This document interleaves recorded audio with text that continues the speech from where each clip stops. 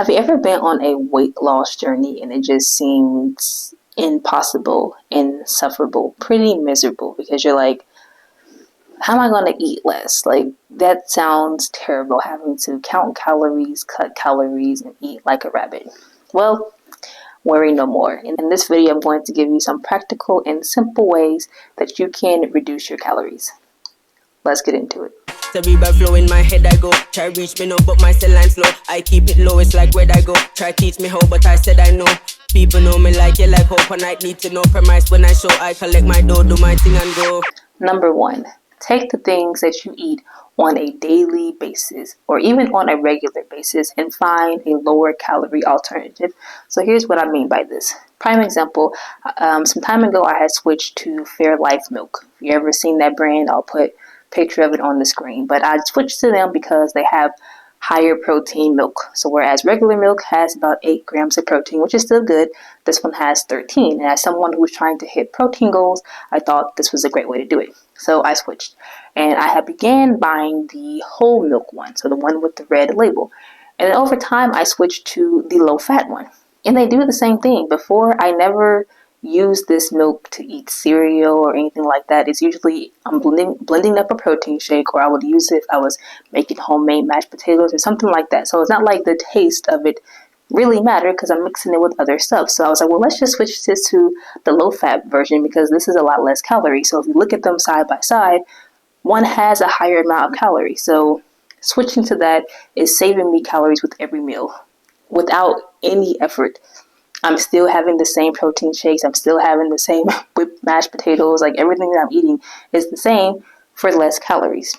Same with Greek yogurt. So for some time, I was just using a regular yogurt to have my parfaits, and then I switched to a Greek yogurt. And then from there, I found a low-fat Greek yogurt, completely unflavored, because I could add my own honey, I could add my own granola, I could add whatever stuff I wanted to do to flavor it, but I found this one. And again, no fat, so significantly less calories for the same thing. It didn't change the taste of my parfaits or whatever else I may use it for, which right now it's just the parfaits, but you get what I'm saying? So switching over to that made no difference at all. So you could do this with a lot of things in your life. Butters you use, find a lower calorie butter, or even switch to a non-butter spray. So again, when I would make eggs in the mornings, I would use butter, put it in the pan, scramble my eggs, fry them, whatever. And then I found this 0-calorie spray. So now I would just spray that in the pan, and it would still make my eggs taste no different than they did when I used the other butter, and it's no calories. So I'm eating the same things I'm eating, but I'm saving on calories because I found a low calorie option. So that's the first tip. Pick the stuff that you eat on a regular basis and then just switch it out for something that has a lot less calories. Save yourself those calories for something else, or again, to burn, to help with your weight loss goals. The second thing we can do is change your preparation style. I saw this post some time ago on Instagram, I believe, and it said the difference between a good chef and a great chef is a pound of butter. And I laughed because that's so true. I remember I was watching Hell's Kitchen, MasterChef, all these kind of shows, and I'd be looking at how much butter they put in stuff. I'm like, God dang, I had no idea that they put this much butter in the foods that we eat, but it makes sense because it tastes so good. Save those calories for when you go out to eat. Okay, those chefs, they're going to put about a pound of butter in the things you eat. I remember one time I was asking my mom how she makes her macaroni so good. She was like, well, first, you do this, you put a stick of butter. I was like, a stick? Like the whole stick? I'm just appalled. I had no idea that these things were so calorie dense. So that's what I mean. When you're going out to a function, you're going out to eat, these people are most likely going to be cooking with a lot of butter, with a lot of oils. That's how they make it taste so good. Save that for then. You don't need to do that at home. There's a reason that the steak you cook at home doesn't taste as good as the steak at the restaurant. It's not because you're not that good of a chef, and it could be, but it's mainly because they're using a lot more butter than the average person would think to use. You don't need that much butter. You don't need that much oil. So air fry, that's a new technology that we have gained as a community, as a population. So buy an air fryer and use that. I've heard that things taste just as good and you don't need the oil for it. So you're still getting a nice, juicy salmon, you're still getting nice crisp chicken. You're still getting the flavors without the oils, without the calories. So switch to an air fryer, switch to baked, and switch to steamed. Again, switch to a 0-calorie butter. Another example is popcorn. So popcorn is very high in fiber. It's actually a really good snack, and I love having popcorn as a snack. What makes it not that good of a snack is the butter. So now, instead of using the melted butter that comes in the popcorn aisle like I was using before, I switched to that zero spray butter. So I would put my popcorn after it's been popped in a bowl, because I don't buy the bagged ones. I buy the ones you gotta make on the stove, right? And I would just take that 0-calorie butter, spray it on there, mix it up, spray it, toss in some salt. It tastes just as good. Not saying, obviously movie theater popcorn is like superior to all because of the butter, right? But I'm saying it was good. There's nothing wrong with it. I'm still getting that buttery taste without the calories. And play with some seasonings. We often tend to think that baking things and steaming things just makes it plain and nasty. But if you know how to use your spices beyond salt and pepper, you can make something baked taste really, really good. Load up those seasonings. Play around with different herbs. Find ways to add a flavor that isn't going to be due to butter and oil. So we can cut those out easily to reduce our calorie intake. The third thing we can do is actually portion out our snacks. Eating can be mindless, especially when you're doing it in front of a TV or in a social setting. But once it's gone, right? Like we're lazy, so we're less likely to get up in the middle of the movie and go buy more snacks. We're less likely to get up off the couch and go back into the kitchen to get more snacks. Once what we have is gone, it's just going to be gone.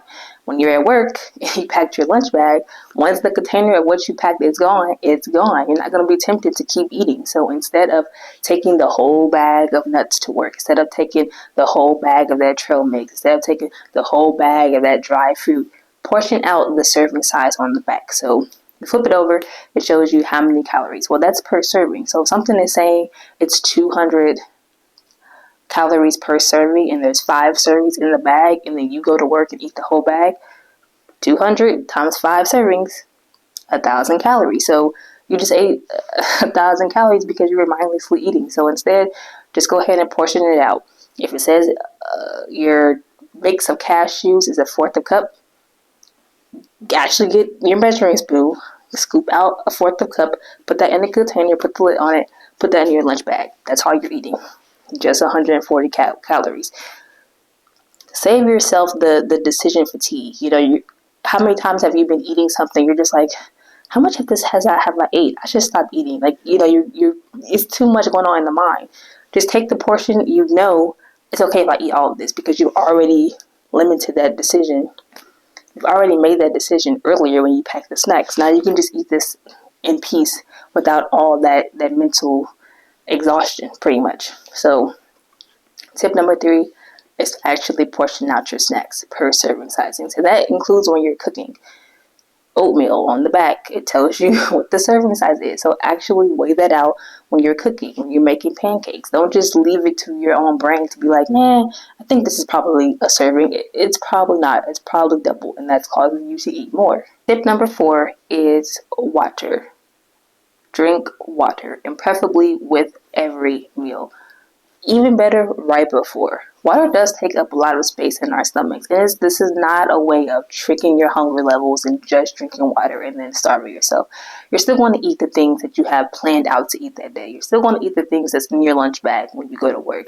But what this does is it controls that extra hunger. After you eat that snack, before it has time to digest, you're already like, I still feel hungry. You don't have the patience to sit and wait to wait and see if you're going to be hungry later. Some of us, we can't eat, and we can let it sit for 20 minutes, wait and see if we're still going to feel hungry, and then go back if we do. A lot of us don't have that kind of patience. We as soon as we still feel hungry, we're like, let me go eat more. Well, if you drink a little water beforehand and during the meal, you'll feel that fullness a lot sooner, which will reduce your urge to go back for more, which will in turn reduce your calorie intake. Then my 5th and final tip is just to eat foods in their whole form. Again, volume. So instead of steaming that broccoli down to a little pulp, try to lightly steam it to where it's still big and voluptuous, because that's more chewing in your mouth longer time for digestion, more time for you feeling full, less time for you still being hungry, and less time for you to go back, eat more, and put on more calories. So steam the vegetables, try to keep them whole. Eat the apples whole, eat the grapes whole. Apples over applesauce, whole grapes over raisins, steamed broccoli over cooked to a pulp broccoli, okay? Oranges over orange juice. I could give you a lot more, but that's all I will say for this video to keep it short. So those are the 5 ways you can save calories without it being too much of a stress, too much of a hassle, and too much different from what you already do and the type of eating that you already are used to. A question for you while we're talking about snacks. Are you a sweet person or a salt person? If you had to only have one type of snacks for the rest of life, it had to be something salty or it had to be something sweet, which would you choose? And don't try to be cute with me and pick something that's both salty and sweet. One or the other. So leave that in the comments below for a little channel engagement. If you like this video, you know what to do. Give me that thumbs up. I would greatly appreciate it. Subscribe if you like this content and want to see more like it. Share it with someone who you know is struggling a little bit with their weight loss journey and could use some easy ways of reducing their calories. I always say knowledge that we gain is powerful, but the knowledge that we share is what makes a difference. So share this with someone that could use it. Thanks for being here. I'll catch you in the next video. And as always, don't forget to crush it.